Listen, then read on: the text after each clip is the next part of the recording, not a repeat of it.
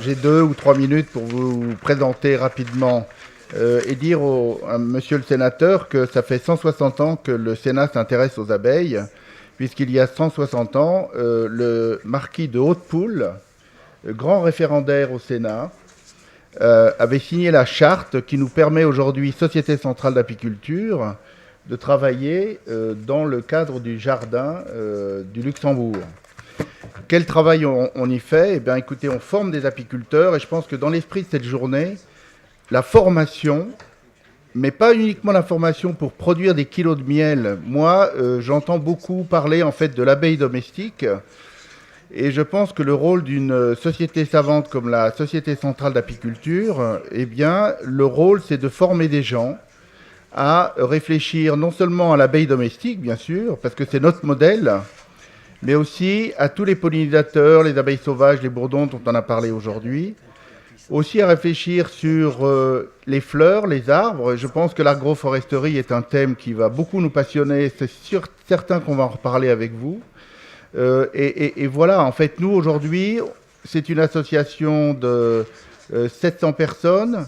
On forme cette année plus de 200 apiculteurs, c'est-à-dire qu'on est probablement le premier formateur en Île-de-France. Et on essaye de dégager une philosophie d'approche de la nature. Et Madame Abeille, vous avez dit que vous étiez intéressée par l'apiculture urbaine. Eh bien, je pense que l'apiculture urbaine, elle a un droit de cité, si je puis me permettre cette expression, totale. Et la Société centrale d'apiculture, elle travaille dans ce sens-là. Beaucoup de nos apiculteurs en formation viennent du milieu urbain.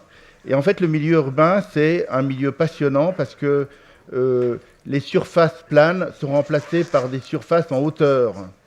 C'est-à-dire que le miel qu'on produit dans les villes, et à Paris en particulier, c'est du miel d'arbres, des acacias, des tilleuls, etc. Et que c'est une réflexion qu'il faut qu'on prenne en compte également. Vous verrez, donc on va aller visiter le rucher du Jardin du Luxembourg. C'est un rucher donc, qui a 160 ans d'âge.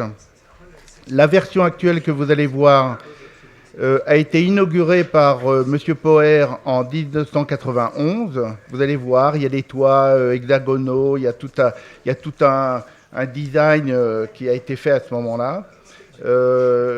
Et vous verrez donc 22 ruches vivent très bien dans le jardin et qu'on y fait un travail absolument passionnant pour former des apiculteurs. Donc je vous souhaite la bienvenue au rucher et à votre disposition pour en parler largement. Merci beaucoup. Merci beaucoup.